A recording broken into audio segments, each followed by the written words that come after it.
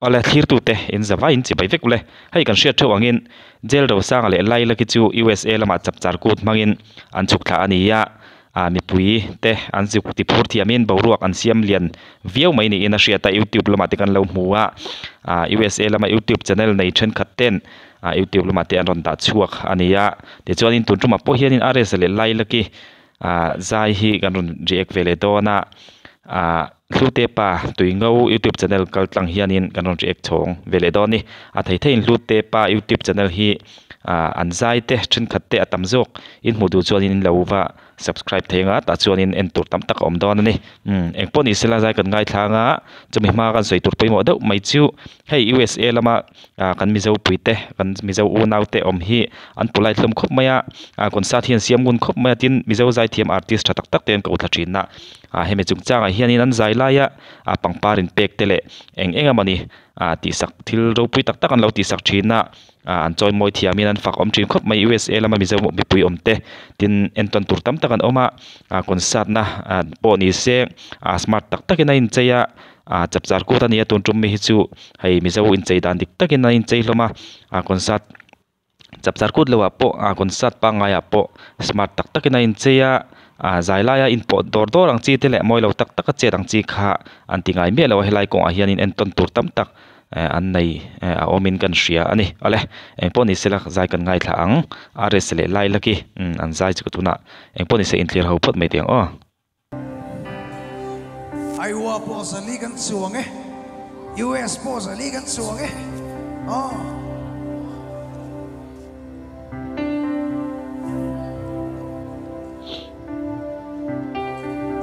zanin chukang le min nem turin ram chung le pon telephone bute kan tira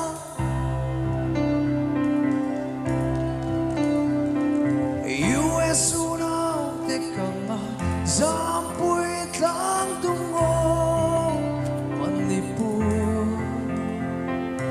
ai wa po sa ligan chuang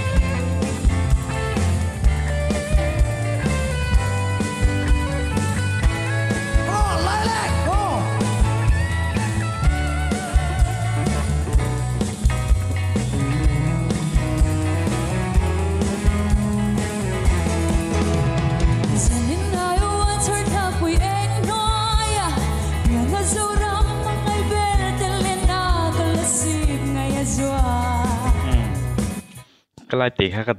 paus le scholarship wa sei tel tlat ma he lai chu an sak to hi chon scholarship lam tel nge hi ni thina scholarship lam lo om tan chuanin lo nei vur chu all thu thin khop mai tin lai la ke le RS zai hi mi zo zai thiam ka hriat to jing zai thiam ka ti to jinga zai dun seng ka ti te pani an ni ya hei ka bei sei le ka du ang ngei nan zai du na an zai po angai thla ka nomin ain me an opo ain mil tun khop mai tin heng lai atmuna om tele concert na ti mai ti ang helai kal song te an polite ka ti to kha pangparin pe khian war em mai tin an zai lai wa chim boi tuk le han po dor rang chi kha om lem lawa helai hian en ton tur tam tak omin kan shvele pakhat awok ani ole kan ngai thak sun jam selang